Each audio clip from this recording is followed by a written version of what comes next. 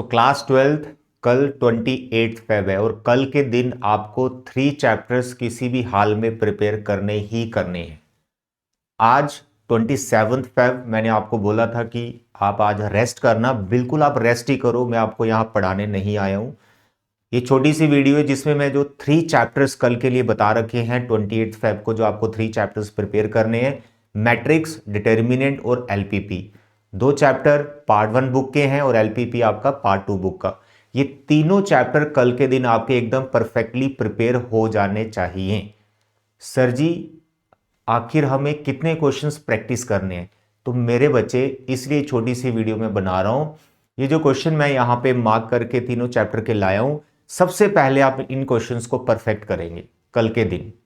उसके बाद जब आपका टाइम बच जाता है तो आई रिक्वेस्ट, अगर आपके पास कोई रेफरेंस बुक है तो आप वहां से सिमिलर क्वेश्चंस की प्रैक्टिस कीजिएगा। एक्स्ट्रा बहुत ज्यादा मत कीजिएगा, उतना टाइम नहीं है। अभी आपको ध्यान देना है कि जितना भी कंटेंट आपको मैं बता रहा हूं, बस आपने उसको परफेक्ट करना है। अगर एक क्वेश्चन 2 बार करना पड़े तो 2 बार करो। अगर एक बार में समझ में नहीं आ रहा या आपसे नहीं बन रहा तो उसको second time, third time try करो। Is it clear? और कल के दिन मैं इन्हीं क्वेश्चंस की वीडियो लेक्चर्स भी आपको दूंगा, बट वो डिपेंड करेगा आपके डाउट्स पे, क्योंकि वीडियो लेक्चर मैं तभी बना पाऊंगा अगर आपके एंड से डाउट्स आएंगे। लाइक जितने भी मैंने यहां पे क्वेश्चन सिलेक्ट किए हैं 3 चैप्टर्स के, आपसे अगर वो क्वेश्चन नहीं बन रहे हैं, कोई कॉन्सेप्ट क्लियर नहीं है, सर ये टॉपिक मुझे नहीं आता है, तो मुझे बच्चे कमेंट करें, मैं आपको डिटेल में वो कॉन्सेप्ट सिखा दूंगा। Is it clear? तो 3 चैप्टर्स के इंपॉर्टेंट क्वेश्चंस मार्क कीजिए और कल के दिन सुबह उठते ही थोड़ा जल्दी उठ जाइएगा। ऐसा नहीं कि 10-11 बजे उठे, नो। आज आप कंप्लीट रेस्ट करो, आप रात को 10 बजे सो जाओ और सुबह आप उठो मजे से 8 बजे, कोई दिक्कत नहीं है। तो 8 बजे तुम स्टार्ट हो जाओ, फ्रेश होके स्टार्ट हो जाओ इन तीनों चैप्टर्स को प्रिपेयर करना। बहुत ईजी चैप्टर है और कल के दिन पूरा इन्हीं को लगे रहो और बड़े आराम से शाम तक प्रिपेयर हो जाएंगे और आपको रेस्ट भी मिल जाएगी। ओके, तो यहां देखिए मैट्रिक्स, डिटर्मिनेंट और एलपीपी तीनों चैप्टर्स मैंने रखे हैं। ठीक है, तो आप प्लीज नोटबुक पेन लेके बैठो और ये क्वेश्चंस अपनी बुक में या नोटबुक में लिख लो कि कौन कौन से क्वेश्चंस मैं यहां पे बता रहा हूं। तो यहां पे मैं आपको क्वेश्चंस बताता हूं बच्चे, मैं बैठ जाता हूं, आप देखो इनको। मैट्रिक्स जो चैप्टर है इसमें आखिर आप करते क्या हो? मल्टीप्लिकेशन ऑफ मैट्रिसेस एक मेन टॉपिक इसका रहता है ना, सिमेट्रिक और स्क्यू सिमेट्रिक, और इसके अंदर कुछ नहीं है, ऑर्डर वगैरह सब बच्चों को आता ही। तो यहां मैंने सब मार्क कर रखा है, आपने उन क्वेश्चंस को पहले करना है। जैसे एग्जांपल नंबर 3 है, it is very important example, ये 2 मार्क्स या 3 मार्क्स में आपको आ सकती है, तो इसको आपने करना और प्रॉपर फेयर नोट्स बनाने हैं। ऐसा नहीं है कि आप बस देख रहे हैं कि नहीं मेरे को आता है, ओवर कॉन्फिडेंट हो गए, नहीं हम कर लेंगे बच्चे, ऐसे बिल्कुल मत करना। आई रिक्वेस्ट इन क्वेश्चंस को खुद फिर से सॉल्व करना, ये आपको परफेक्ट करने हैं क्वेश्चन किसी भी हाल में। ठीक है, ये हो गया आपकी एग्जांपल 3। इसके बाद टाइप्स ऑफ मैट्रिसेस को रीड कर लीजिएगा, आपको समझ होनी चाहिए स्केलर, आइडेंटिटी, डायगोनल मैट्रिक्स क्या होती हैं। ठीक है, उसके बाद इक्वालिटी पे एग्जांपल 4 आपको करना है। उसके बाद एक्सरसाइज जो आपकी 3.1 है। अच्छा, मैं यहां पर एक चीज आपको और बताना चाहता हूं, सुनो मेरी बात, एक चीज और बताना चाहता हूं। जितने भी चैप्टर्स हैं पार्ट 1 बुक के, पार्ट 2 बुक के, मिसलेनियस एक्सरसाइज का हर एक क्वेश्चन करना है, उसमें कोई इंपॉर्टेंट मैं हाईलाइट मार्क नहीं करूंगा। मिसलेनियस तो 100% आपको करनी हर एक चैप्टर की, बेशक उसमें जितने मर्जी क्वेश्चन है, लेकिन आपको वो पूरी मिसलेनियस करनी है, क्योंकि रिस्क नहीं लेना हमने। जो एक्सरसाइज के क्वेश्चंस हैं वो हम सिलेक्टिव आपको देंगे कि ये वाले करो, लेकिन मिसलेनियस को एकदम परफेक्ट करना। ठीक है, तो मिसलेनियस में यहां पे आपको हर क्वेश्चन बनाना ही बनाना। जैसे एक्सरसाइज 3.1 है, मैं खुद आपको बोलता हूं ये यार ये छोड़ दो सारे, 1 2 3 4 5 6 7 ये सभी क्वेश्चन छोड़ दो, no need to practice these questions.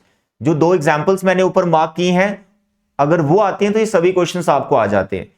तो आपने क्या करना है इस एक्सरसाइज में 8th 9th और 10th, ये देखो आपको 3 क्वेश्चन एकदम परफेक्टली आने चाहिए, इनकी समझ होनी चाहिए। एक चीज और बताता हूं, मिसलेनियस तो करनी है, साथ में हर एक चैप्टर के जो एक्सरसाइज है, हर एक एक्सरसाइज के एंड में एमसीक्यूज दे रखे हैं, एक भी एमसीक्यू आपको नहीं छोड़ना। सभी एमसीक्यूज करने। हो सकता है आपके जो 20 एमसीक्यूज आने वाले हैं वो सभी 20 एमसीक्यूज इन्हीं एमसीक्यूज में से हों जो एनसीईआरटी में दे रखे हैं। तो हर एक एमसीक्यूज को परफेक्टली सॉल्व करना और उनकी अंडरस्टैंडिंग होनी चाहिए। कोई क्वेश्चन आपको नहीं आता टॉपिक, वो मेरे को जरूर बताएं कमेंट करके, तभी आपको मैं प्रॉपर एक वीडियो बना के उन सभी डाउट्स की दूंगा। ठीक है, नेक्स्ट आ जाइए आप नेक्स्ट एक्सरसाइज में। इसमें आपका मल्टीप्लिकेशन चेक किया जाता है। ठीक है, नेक्स्ट एक्सरसाइज में देखो जैसे ही आ गया हमारे पास example 8, it's a very important example, इसको कर लीजिएगा। इसके बाद एग्जाम्पल 11, ये केस स्टडी बन के आपको आ सकता है एग्जाम में मेरे बच्चे, केस स्टडी बन के, इसको जरूर करना आपको, प्लस माइनस ही है, ज़्यादा कुछ खास नहीं है। फिर इसमें मल्टीप्लिकेशन तो सब बच्चों को आती है, जब number of columns number of रोज के इक्वल हों तभी आप मल्टीप्लाई कर पाते हैं। ये छोटी छोटी चीज़ें आपको पता होनी चाहिए, एमसीक्यूज में आ सकता है ये सब। ठीक है, इसके बाद आपका एग्जाम्पल नंबर 19, ये ज़रूर करें, केस स्टडी में भी ये भी आ सकती। इसका देखो 3.2, कुछ ज़्यादा मैंने क्वेश्चन मार्क नहीं किए क्योंकि इसमें प्लस माइनस और मल्टीप्लाई है, इनको करने की ज़रूरत नहीं है, हमको आता है ये मैट्रिक्स के अंदर। लेकिन अगर आपको मल्टीप्लिकेशन भी नहीं आती तो फिर तो हालात बहुत ज़्यादा ख़राब है मेरे बच्चे, फिर आप मल्टीप्लिकेशन पहले सीखो। इसमें रखा है मैंने क्वेश्चन 7 का सेकेंड पार्ट, इसको ज़रूर करना बच्चे। ठीक है, उसके बाद इक्वालिटी पे और कुछ नहीं करना, ये 13 क्वेश्चन जरूर करना आपको। देन यहाँ पे 7th क्वेश्चन जरूर करना है, 18th करना है, 17, 18, 19, फिर आगे सारे करने हैं आपको। ठीक है, एमसीक्यूज वगैरह सारे करने हैं, 20, 21, 22 ये हो गई। अब नेक्स्ट एक्सरसाइज इसकी सिमेट्रिक एंड स्क्यू सिमेट्रिक वाली। एक चीज और बता रहा हूं, एक चीज और, अब तीसरा पॉइंट आ गया मेरा। पहले मिसलेनियस परफेक्ट करनी है, उसके बाद एमसीक्यू सभी करने हैं एनसीईआरटी के। Third point that is very important, जितनी भी थ्योरम्स है मैट्रिक्स में, डिटर्मिनेंट में या फिर किसी और चैप्टर में, थ्योरम्स जिनके आगे प्रूफ लिखा हुआ है, देखो देखो मैं क्या बोल रहा हूं, ऐसे थ्योरम लिखा होता है ना, थ्योरम ऐसे थ्योरम लिखा होता है, थ्योरम मानो आपके पास आगे 3.2 ऐसे, और उसके नीचे लिखा होता है प्रूफ। क्या लिखा होता है? प्रूफ। कईयों के नीचे प्रूफ नहीं लिखा, जिसके आगे प्रूफ लिखा है ना उसका प्रूफ आपको 100% करना।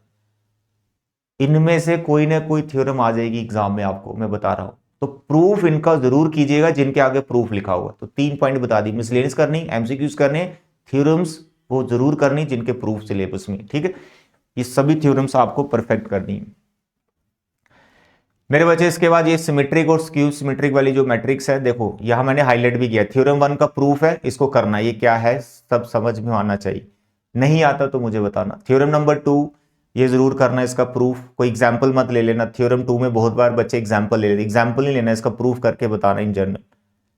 और उसके बाद एग्जाम्पल 22। ठीक है, देन उसके बाद जो है और कोई भी मैंने एक्सरसाइज में क्वेश्चन एज सच इसका मार्क नहीं किया है, बस मैं यहाँ पर चाहता हूँ अगर इसके एमसीक्यूज हैं वो आप जरूर कर ले। तो देखें यहाँ पे 2 ही एमसीक्यूज, एक्सरसाइज पूरी छोड़ दो आप, कोई दिक्कत नहीं, पर 2 एमसीक्यूज ये वाले मत छोड़ना, और एग्जाम्पल्स जो बताई थ्योरम से बताई। इसके बाद देखो थ्योरम 3 का यहाँ प्रूफ है, यूनिकनेस ऑफ इनवर्स क्या होता है, ये आपको आ सकती है। थ्योरम नंबर 4 का प्रूफ आपके सिलेबस में ये आ सकती है, ये जरूर कीजिए। इनके प्रॉपर नोट्स बनाओ, एक नोटबुक बनाओ, आप फाइनल एग्जाम की प्रिपरेशन कर रहे हो, इसकी नोटबुक बनाओ अच्छे से। ये सिलेबस में नहीं है भाई, क्वेश्चन नंबर 23 इसको करने की जरूरत नहीं है। क्वेश्चन नंबर 24 एग्जाम्पल 24 जरूर करनी है, एग्जाम्पल 25 करनी है। ठीक है, एंड देन बचे मिसलेनियस एक्सरसाइज, इसको मैंने कोई मार्क नहीं किया, कुछ नहीं किया है। ठीक है, आपने ये पूरी एक्सरसाइज करनी ही करनी है, कुछ भी हो जाए। चलिए नेक्स्ट आ जाओ डिटर्मिनेंट पे। डिटर्मिनेंट में भी इसी तरह से एक्सरसाइज वाइज मैंने सब यहाँ पे मार्क कर रखा है, तो आप सभी बच्चे प्लीज़ इसको नोट कर ले। जैसे एग्जाम्पल नंबर 4, बहुत से बच्चे इसको देखेंगे भी नहीं, ये काफ़ी इंपॉर्टेंट एग्जाम्पल है, ये 2 नंबर में आपको आ सकती है इसकी इवेल्युएशन, डिटरमिनेंट को एक्सपेंड करना आना चाहिए हमें, है ना। इसके बाद आपका आ गया एक्सरसाइज 4.1, इसका क्वेश्चन नंबर 4 बहुत इंपॉर्टेंट है, इसमें कंफ्यूजन होती है, 3 × और 27 बाहर लिखा हुआ है, ये वाला और ये वाला भी है, तो आप क्वेश्चन नंबर 4 को अच्छे से समझ लीजिएगा। नहीं आता तो प्लीज़ आपने कमेंट करके मुझे ज़रूर बताना है कि कैसे इसको करना है। फिर एरिया ऑफ ट्राइंगल है, एरिया ऑफ ट्राइंगल में इस तरह के क्वेश्चन कर लेने, एग्जाम्पल 4 7 करनी। फिर इस एक्सरसाइज में क्वेश्चन 2 क्वेश्चन 4 एंड क्वेश्चन 5 ये तीनों क्वेश्चंस बनाने, परफेक्ट करने एरिया ऑफ ट्राइंगल पे। माइनर्स एंड को फैक्टर्स में कोई भी क्वेश्चन करने की ज़रूरत नहीं है, लेकिन इसका जो एक एमसीक्यू है वो बहुत इंपॉर्टेंट है, वो एमसीक्यू आपने कर लेना है जैसे यहाँ पे, ठीक है। बाकी अगर इस टाइप का कोई क्वेश्चन आ जाता है तो हमें आता ही है कि थर्ड कॉलम से कैसे एक्सपैंड करते हैं, सेकंड से कैसे करते हैं, नहीं आता तो फिर आपने बताना है मेरे को। उसके बाद आ गया आपका इन्वर्स, एडजॉइंट, है ना, बहुत सारी चीज़ें हैं इसके अंदर। तो मेनली आपको मैट्रिक्स मेथड्स पे क्वेश्चन आता है। तो यहाँ पे देखें थ्योरम नंबर 4, ये देखो इसके आगे प्रूफ लिखा हुआ है, तो ये थ्योरम आपने ज़रूर करनी है कि कैसे बना ये फॉर्मूला, प्रूफ जो भी बताया हुआ है। इसके बाद मेरे बच्चे एग्जाम्पल नंबर 14 आपको करनी है, बहुत बार एग्जाम में आती है। इसके बाद आपका 4.4 स्टार्ट हो जाती है। स्टार्टिंग के सभी क्वेश्चन आप छोड़ सकते हैं, लेकिन यहाँ पर क्वेश्चन नंबर 15 आपने ज़रूर करना है। 15 क्वेश्चन इंपॉर्टेंट क्यों हो जाता है, क्योंकि एक तो इसमें आपको ये प्रूफ बनाना है, और उसके बाद यहाँ पे क्या लिखा हुआ है, हैंड्स फाइंड इनवर्स। यहाँ बच्चे एक प्रॉब्लम करते हैं, क्या, ये जो इनवर्स निकालना होता है ना, को फैक्टर से निकाल देते हैं। अगर आपने को फैक्टर से निकाला गलत हो जाएगा, क्योंकि यहाँ पर जो आपको इनवर्स निकालना है वो इस रिलेशन की हेल्प से आपने इनवर्स की डेरिवेशन करनी है, ये बात याद रखना। अगर कन्फ्यूजन है मुझे कमेंट करना, फिर बताऊंगा कैसे निकालते हैं।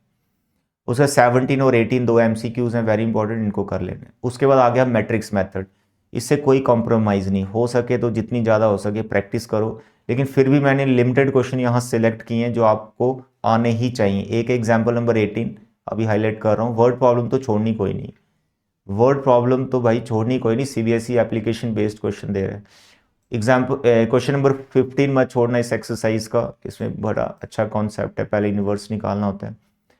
एग्जाम्पल क्वेश्चन नंबर 16 नहीं छोड़ना, और एग्जाम्पल 19 तो आप मान के चलो ये मोस्ट इंपॉर्टेंट एग्जाम्पल है, एग्जाम्पल नंबर 19। इसमें बच्चे इक्वेशंस देखते हैं और सॉल्व करना स्टार्ट कर देते हैं, वहीं गलत हो जाता है। बच्चे मेरे इस प्रोडक्ट की मदद से आपको इसका सोल्यूशन निकालना है। अब वो प्रोडक्ट से कैसे निकालते हैं, आता है तो बहुत बढ़िया, नहीं आता तो मुझे बताना, मैं सॉल्व करके बताऊंगा। और मिसलेनियस एक्सरसाइज का कोई क्वेश्चन मैंने मार्क नहीं किया है, ये एक्सरसाइज आपको एकदम कंप्लीट करनी ही करनी है, ठीक है। हर एक क्वेश्चन सॉल्व करना है, इसका लिमिटेड क्वेश्चन है हर एक मिसलेनियस में। तो ये हो गया आपका डिटर्मिनेंट। नेक्स्ट आ गया आपका एलपीपी। एलपीपी में एमसीक्यूज याद रखना मेरी बात जो मैं बोल रहा हूँ। एलपीपी का जो एमसीक्यू है वो कहाँ से अटेम्प्ट होगा, कहाँ से बनेगा, जितनी भी इसमें थ्योरी लिखी हुई है, ये थ्योरी अगर आप अच्छे से पढ़ लेते हैं, इसके शॉर्ट नोट्स बना लेते हैं, इसकी समझ है, अनबाउंडेड क्या होता है, फिजिबल रीजन क्या होता है ना, लीनियर रिलेशन किसे बोलते हैं, कॉन्स्टेंट्स किसे बोलते हैं, ऑब्जेक्टिव फंक्शन क्या होता है, डिसीजन वेरिएबल्स क्या होते हैं, तो आप मान के चलो कि आपका एमसीक्यू एलपीपी का इसी थ्योरी से बनेगा। थ्योरी के नोट्स बना लेना कि ये सब क्या लिखा हुआ है, जो हाईलाइट आपको बोल्ड लेटर में यहाँ पे दिख रहा है, ठीक है। तो इसके बहुत लिमिटेड क्वेश्चन मैंने यहाँ सेलेक्ट किए हैं जो आपको परफेक्ट करने हैं, और किसी भी क्वेश्चन को देखने की भी ज़रूरत नहीं है। मेरे बच्चे बहुत एक्सपीरियंस है, मुझे 15-20 साल हो गया पढ़ाते, तो यहाँ पर जो क्वेश्चन मैं बोलता हूँ बस वो परफेक्ट करते जाओ। जैसे एग्जाम्पल 4 है, 100% समझ होनी चाहिए इसकी, अनबाउंडेड रीजन वाली है। बहुत से बच्चे डाउट में, सर अनबाउंडेड है सिलेबस, सब कुछ सिलेबस में बच्चे जो बता रहा हूँ। एग्जाम्पल 5 आपको करनी है, एग्जाम्पल 5 करनी है, अनबाउंडेड वाली है। और एक्सरसाइज 12.1 एक ही सिलेबस में, इसकी वर्ड प्रॉब्लम बहुत सारी होती थी पहले, वो सब डिलीट है, वो कुछ नहीं करना। इसमें स्ट्रेट फॉरवर्ड क्वेश्चन आएगा, तो एक्सरसाइज में से जो आपको क्वेश्चन करना है वो आपको ये 4 क्वेश्चन बनाने हैं बस। ऊपर वाले बेशक आप पूरे छोड़ दो, लेकिन इन चारों क्वेश्चन की आपको समझ होनी चाहिए, 7th 8th 9th and 10th, ठीक है मेरे बच्चे। सो डियर स्टूडेंट्स, ये थे आपके 3 चैप्टर्स के इंपॉर्टेंट क्वेश्चंस, बहुत ज़्यादा नहीं हैं। अगर आप मन लगा के फोकस होके पढ़ाई करते हो तो मान के चलो, जैसे मैट्रिक्स है 2 घंटे में कंप्लीट खत्म, फिर आप 1 घंटा रेस्ट करो, फिर डिटर्मिनेंट 2 घंटे में कंप्लीट, फिर रेस्ट करो, 3 घंटे का रेस्ट ले लो, फिर 2 घंटे में एलपीपी निकल जाएगा। तो पूरा दिन पड़ा हुआ आपके पास 28 फेब, बड़े मज़े से आप इन तीनों चैप्टर्स को प्रिपेयर कर सकते हो। मैं फिर बोलता हूँ कि कोई कॉन्सेप्ट आपका क्लियर नहीं है इन 3 चैप्टर्स का, मुझे कमेंट करें, मैं वीडियो लेक्चर आपके लिए बनाऊंगा बढ़िया वाले, ठीक है। तो अभी के लिए बच्चे इतना, thank you, bye bye and take care.